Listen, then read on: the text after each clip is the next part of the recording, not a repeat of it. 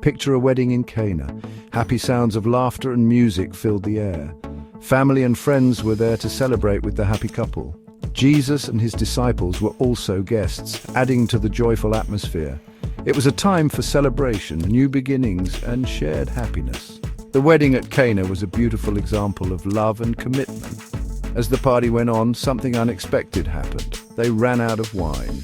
Back then, running out of wine at a wedding was a big problem. It made the host look bad, like they weren't generous or welcoming. The happy mood was about to turn into disappointment. Mary, Jesus' mum, saw the problem and knew things were about to get awkward. Like any good mum, she was worried and went to her son.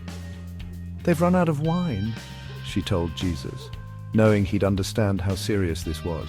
Jesus, knowing the problem and knowing he could help, said to his mother, "Woman, why are you asking me? My time hasn't come yet."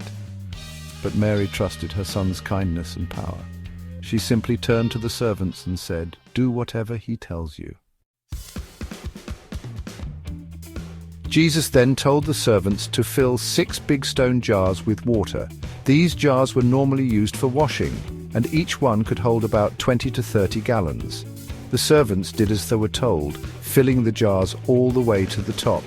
"Now take some to the guy in charge of the party," Jesus said. When the man in charge tasted the water that had changed, he was amazed. It was the best wine he'd ever had. He didn't know where it came from, but the servants did. They had seen the miracle. Jesus, in a simple way, had used his divine power to turn water into wine. This miracle, the first one Jesus did in public, is very important for Christians. It shows Jesus' kindness and how he wants to help us with our problems. It shows his amazing power over nature and how he can change ordinary things into extraordinary things. Today, this miracle reminds us that Jesus is still working in our lives. He sees what we need, hears our prayers, and gives us his never-ending love and grace. He changes our sadness into joy, our fear into bravery, and our weaknesses into strengths.